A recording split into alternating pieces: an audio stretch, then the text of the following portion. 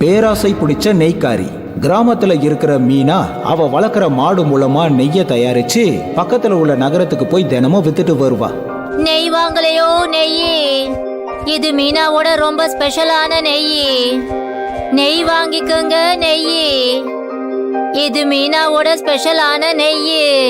எனக்கு 1 கிலோ கொடுங்க. எனக்கு 1.5 கிலோ நெய் கொடுங்களே. இங்க பாரு மீனா, எனக்கு ஒரு 2 கிலோ நெய் கொடுங்க. என்னால 1.5 கிலோ தான் கொடுக்க முடியும். ஆமா, ஏன்?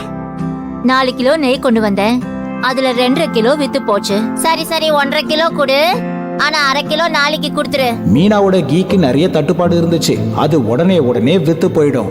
ஒரு நாள் மீனா அவ பொண்ணுகிட்ட எண்ணெயை கொடுக்கும் போது என்ன சொன்னான்னா, தீபு தீபு சொல்லுங்க அம்மா. இந்த எண்ணெய நெய் இருக்கிற பக்கத்து பாத்திரத்துல ஊத்திரு. நான் போய் ரெடி ஆயிட்டு வந்துடுறேன். என்ன, நான் நெய் விக்கிறதுக்கு நகரத்துக்கு போனோம் இல்லையா? எப்பவும் போல மீனா நெய் விக்கிறதுக்காக நகரத்துக்கு போனா. கொஞ்சம் பேருக்கு நெய் வித்ததுக்கு அப்புறமா அவ அப்படியே முன்னாடி போகும்போது நேத்து அவகிட்ட நெய் வாங்கினவங்க எல்லாம் கூப்பிட்டாங்க. இங்க பாரு மீனா, நேத்துக்கு உன்கிட்ட 1/2 கிலோ நெய் கேட்டேன்ல, இருக்கா இல்ல வித்து போச்சா? இல்ல 3 கிலோ நெய்ய தான் நான் வித்திருக்கேன். 1/2 கிலோ உங்களுக்காக வச்சிருக்கேன், கொண்டு வாங்க தரேன். இங்க பாருமா மீனா, எனக்கு 1 கிலோ நெய் கிடைக்குமா? எனக்கும் 1 கிலோ நெய் வேணும். கண்டிப்பா கிடைக்காது. ஏற்கனவே நான் 3 கிலோ நெய் வித்துட்டேன். இப்போ என்கிட்ட 1/2 கிலோ மட்டும் தான் மிச்சம் இருக்கு. அதையும் நான் இவங்க கிட்ட கொடுக்கணும். நீ எதுக்காக போய் சொல்ற மீனா? ஏன் நெய்ய வச்சுக்கிட்டு இல்லன்னு சொல்ற? நான் தானே நெய்ய விக்கிறேன், எனக்கு தெரியாதா என்ன? இப்படி நடக்க வாய்ப்பே இல்லையே. 3 கிலோ நெய் வித்ததுக்கு அப்புறமா கூட இவ்ளோ நெய் இருக்கு? எனக்கு ஒண்ணுமே புரியல. பாரு தங்கச்சி, எங்களுக்கு பூஜைக்கு நெய் தேவை. இது அந்த ஆண்டவரோட அற்புதம் தான். குடு. அப்படியா சொல்றீங்க? என்ன பொறுத்த வரைக்கும் அந்த ஆண்டவர் செஞ்ச அற்புதம் தான் நானும் சொல்லுவேன். வீட்டுக்கு போனதுக்கு அப்புறம் மீனா அவ புருஷன்கிட்ட நடந்ததெல்லாம் சொன்னா. அவனும் அப்படியே சர்ப்ரைஸ் ஆயிடுறான். நீ என்ன பேசுற மீனா? இப்படி நடக்கிறதுக்கு வாய்ப்பே இல்ல. நான் 4 கிலோ நெய் தானே பண்ணி கொடுத்திருந்தேன். ஷீலாக்கா என்ன சொன்னாங்கன்னா, இது அந்த ஆண்டவரோட மாயாஜாலமா? எனக்கும் அப்படிதாங்க தோணுது. பாத்தீங்களா, 2000 ரூபாய் சம்பாதிக்க வேண்டிய இடத்துல இப்போ நான் 3000 ரூபாய் சம்பாதிச்சிருக்கேன். அப்படின்னா உங்களுக்கு 1000 ரூபாய் இலவசமா கிடைச்சிருக்கு இல்லம்மா? ஆமா தீபு, வா, இந்த சந்தோஷத்தை கொண்டாடுறதுக்கு இன்னைக்கு உனக்கு பூரி பண்ணி தரேன்.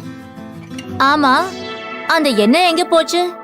நான் நேத்து தானே 2 கிலோ எண்ணெய் வாங்கிட்டு வந்தேன். தீபு, இன்னைக்கு காலையில உனக்கு 2 கிலோ எண்ணெய கொடுத்தேன்ல, பாத்திரத்துல ஊத்தி வைக்க சொல்லி, அது எங்க போச்சு? அம்மா, நீங்க தானே சொன்னீங்க நெய் இருக்கிற பாத்திரத்துல அத ஊத்த சொல்லி. உன்னை நான் என்னன்னு சொல்றது? நெய் இருக்கிற பாத்திரத்துல இல்ல, நெய் பக்கத்துல இருக்கிற பாத்திரத்துல ஊத்த சொன்னேன். மன்னிச்சிடுங்கம்மா, நீங்க சொன்னதை நான் தப்பா புரிஞ்சுக்கிட்டேன். அதனால தெரியாம நான் அது நெய் பாத்திரத்துல ஊத்திட்டேன். என்ன? இப்பதான் எல்லாமே புரியுது. உன்னோட 4 கிலோ நெய் எப்படி 6 கிலோவா மாறுச்சுன்னு. அந்த மாயாஜாலம் செஞ்ச ஆண்டவன் வேற யாரும் இல்ல, உன்னோட பொண்ணுதான். தீபு பண்ண தப்பால அவளுக்கு பூரிக்கு பதிலா திட்டு தான் கிடைச்சது. ஆனா ராத்திரி மீனா தூங்கும் போது அவ கண்ணு முன்னாடி அந்த 100 ரூபாயோட 10 நோட்டு தான் வந்துச்சு. அதாவது இலவசமா கிடைச்சதே அந்த 1000 ரூபாய். அவ யோசிக்க ஆரம்பிச்சா. ஆச்சரியமா இருக்கு, 200 ரூபாய் மதிப்புள்ள எண்ணெய நான் 1000 ரூபாய் மதிப்புள்ள நெய்ன்னு சொல்லி வித்திருக்கேன். ஆனா இத பத்தி யாருக்கும் எதுவும் தெரியவே இல்லையே. எனக்கே தெரியல.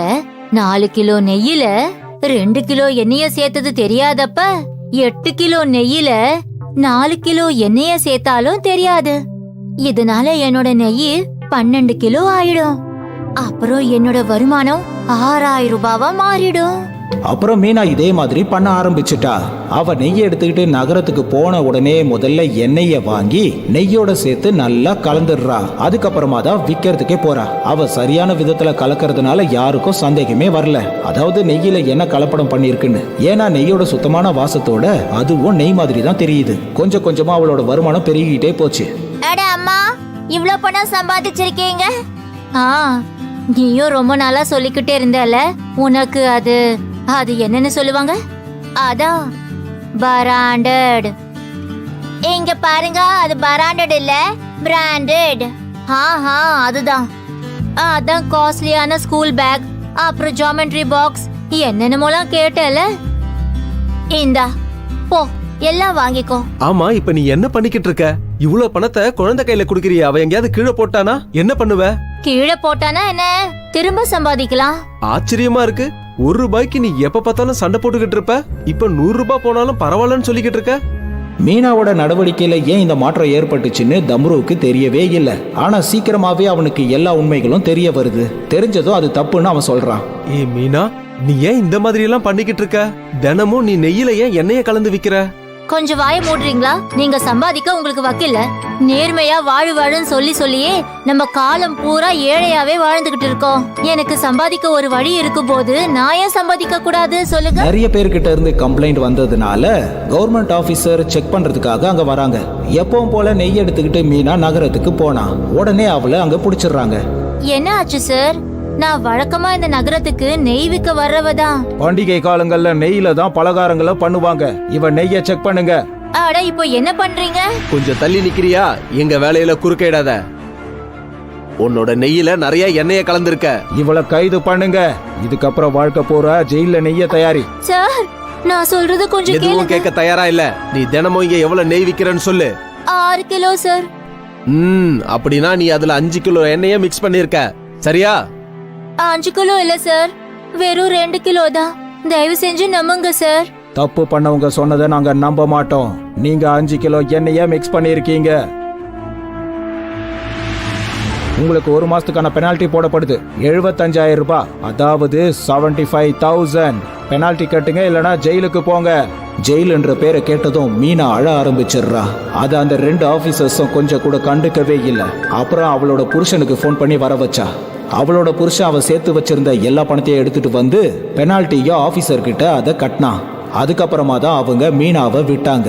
அதுக்கப்புறம் மீனா கிட்ட டமுரு சொன்னா, கவலைப்படாத மீனா, மனுஷங்க தப்பு பண்றது சகஜம்தான். நல்ல வேலை, ஜனங்களுக்கு இத பத்தி எதுவுமே தெரியாது.